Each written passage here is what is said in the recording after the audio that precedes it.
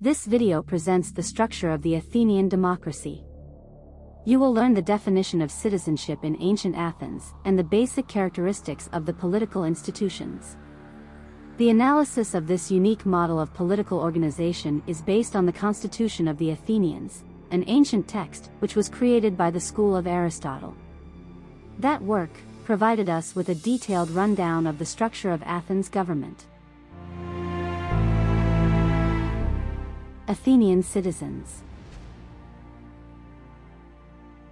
The word democracy derives from the Greek words demos, which means people, and kratos, which means power.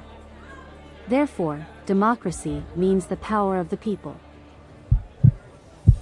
The beating heart of Athenian democracy was the Athenian citizens. Only they had political rights, could hold a public office, vote, and participate in the political institutions. But who were they?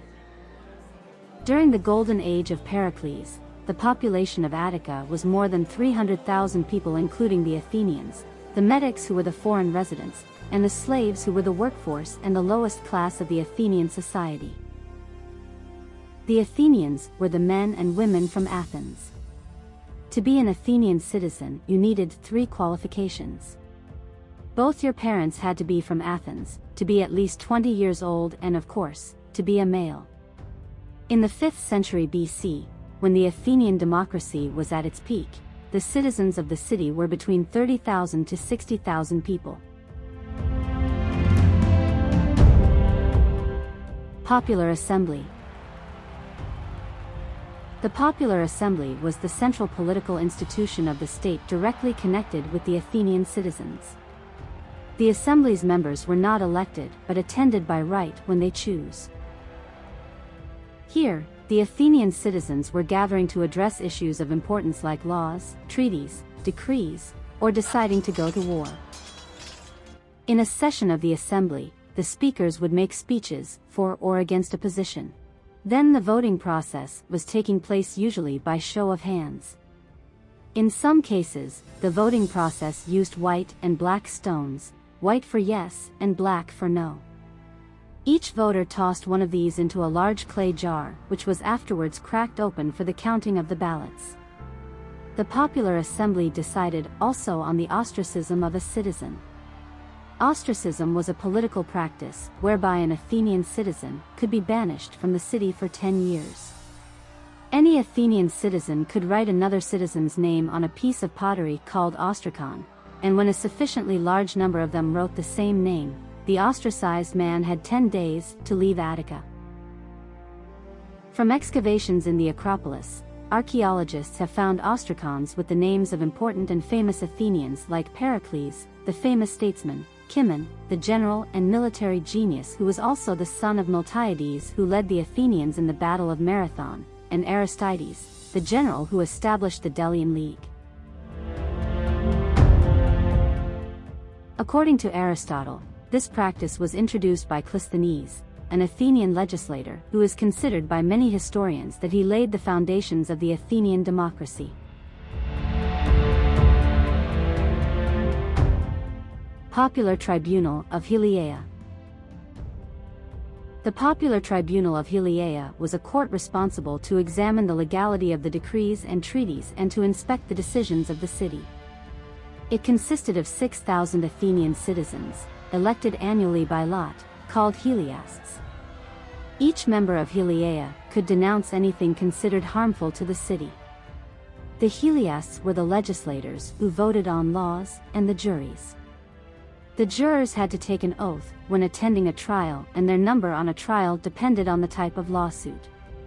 Private lawsuits were heard by 201 or 401 jurors depending on the amount of money at stake, while public prosecutions were heard by juries of 501 or more. Decisions were made by voting, without any time set aside for deliberation. Payment for jurors was introduced most likely by Pericles, a feature described by Aristotle as fundamental to radical democracy. Lords. The lords were initially 3 powerful officeholders from noble families who governed the city. The reforms of Clisthenes increased the lords from 3 to 9 and removed their influence over the Athenian state. They were elected by lot by the popular assembly for 1 year. They presided over the popular tribunal of Heliaea in family affairs and organized the city's celebrations. By the time of Pericles, they were set aside as an office and had only ritual duties. Council of Areopagus. The Council of Areopagus was the criminal court of the city and settled the homicides. The board of the council consisted of 150 lifelong members. These members were called Areopagites, and all were retired lords. In the early days of the Athenian state, the Council of Areopagus had great power, which held even after Clisthenes' reforms. However, by the time of Pericles, dramatically lost its power and was set aside. The name of the council comes from the rocky hill northwest of the Athenian Acropolis, the Areopagus Hill. According to mythology, at this hill god Ares was tried by the Olympian gods for the murder of one of Poseidon's sons.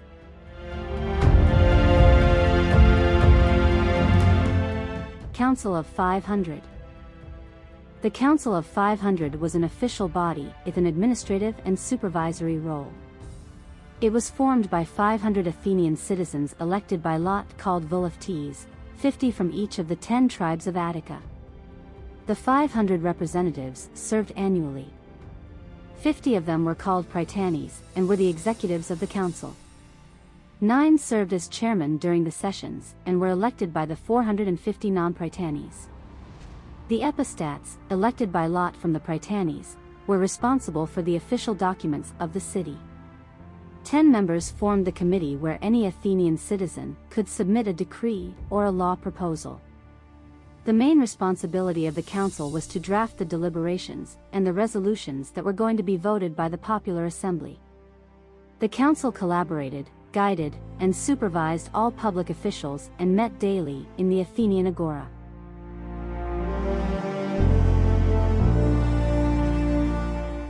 Magistracies. In the Athenian Democracy were 2 general categories of magistracies, the military and the civil. The military magistracies are elected by lot by the popular assembly, and they commanded the army. They were categorized into 4 military ranks. The 10 generals commanded the army and navy, and took all the final decisions. Next to the hierarchy were the 10 taxiarchs, who commanded the infantry, the 10 hipparchs, who commanded the cavalry, and the 10 phylarchs, who commanded the cavalry of each tribe of the city in battle. The military magistracies also presided over the popular tribunal of Heliaea in military matters. The civil magistracies were elected by the citizens or the popular assembly by lot or the rise of hands, and among others were responsible for the treasury of the city. Criticism. The Athenians developed a form of government that helped their society function efficiently.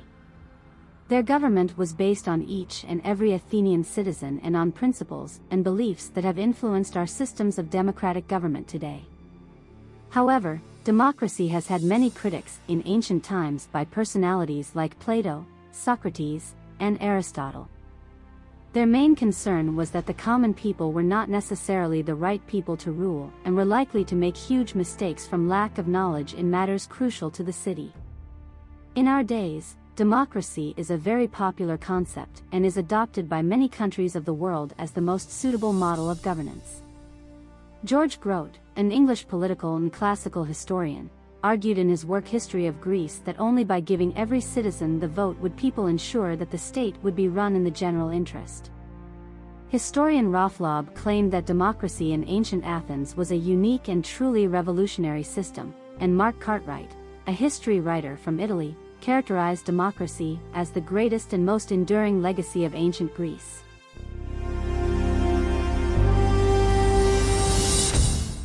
What do you think?